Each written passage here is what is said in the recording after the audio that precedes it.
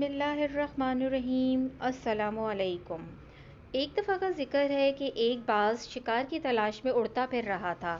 اچانک اس کی نظر نیچے پڑی تو دیکھ کر بہت حیران ہوا کہ ایک شیر ایک بکری کو اپنی پشت پر بٹھا کر سیر کروا رہا ہے اور تازہ تازہ گھاس بکری کو خود کھلا رہا ہے۔ بکری بڑے مزے سے بنا ڈرے شیر کی سواری سے لطف اندوز ہو رہی ہے۔ ماجرا حیران کن تھا۔ باز نے اپنی حیرانی دور کرنے کا فیصلہ کر لیا۔ جب شیر بکری کو اتار کر ادھر ادھر ہوا تو باز بکری کے پاس آیا اور سوال کیا، بی بکری، یہ کیا ماجرا ہے؟ شیر تو تمہارا سب سے بڑا دشمن ہے، مگر وہ تمہیں اتنا پیار کیوں دکھا رہا ہے؟ بکری مسکرائی اور بتایا کہ ایک دفعہ دریا میں سیلاب آیا اور بہت سے جانور بہہ گئے۔ ان میں یہ شیر بھی تھا جو اس وقت ایک چھوٹا بچہ تھا اور ڈوبنے کے قریب تھا۔ مجھے اس پر ترس آیا اور میں نے اسے بچا لیا۔ اس وقت یہ میرے ساتھ ہے اور میرا دودھ پی کر جوان ہوا ہے۔ اب یہ مجھے اپنی ماں سمجھتا ہے اور میرے اس احسان کا بدلہ اس طرح پیار سے ادا کر رہا ہے۔ جنگل کے کسی جانور کی مجال نہیں جو مجھے غلط نگاہ سے دیکھے۔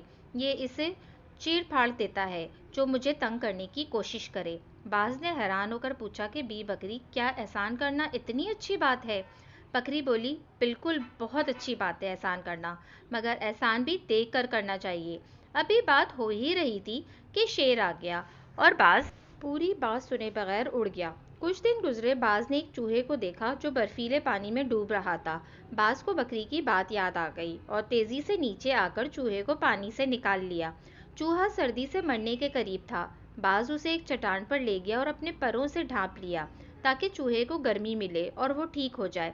اس دوران باز کی آنکھ لگ گئی اور چوہے کو ہوش آ گیا اور چوہے نے باز کے سارے پر کتر ڈالے اور خود 9-11 ہو گیا۔ باز کی آنکھ کھلی تو حالت دیکھ کر ہوش اڑ گئی۔ باز کسی نہ کسی طرح گرتا پڑتا غصے کی حالت میں بکری کے پاس پہنچا اور سارا ماجرا بیان کیا۔ بکری بولی، تم نے میری پوری بات نہیں سنی تھی اور اڑ گئے تھے۔ میں نے آخر میں کہا تھا احسان اچھی چیز ہے مگر دیکھ کر کرنا چاہیے۔ میں نے ایک شیر پر احسان کیا تھا جو جنگل کا بادشاہ ہے، بہادر اور طاقتور ہے، اعلیٰ ظرف ہے، اور اس نے میرے احسان کا بدلہ بھی اعلیٰ ظرفی سے دیا۔ تم نے چوہے پر احسان کیا جو ایک کم ظرف جانور ہے، سو اس نے بدلہ بھی کم ظرفی سے دیا۔ سو یاد رکھو، احسان کرو مگر بدلے کی امید صرف اعلیٰ ظرف سے رکھو۔ کم ظرف سوائے کمینگی کے اور کچھ نہیں دے سکتا۔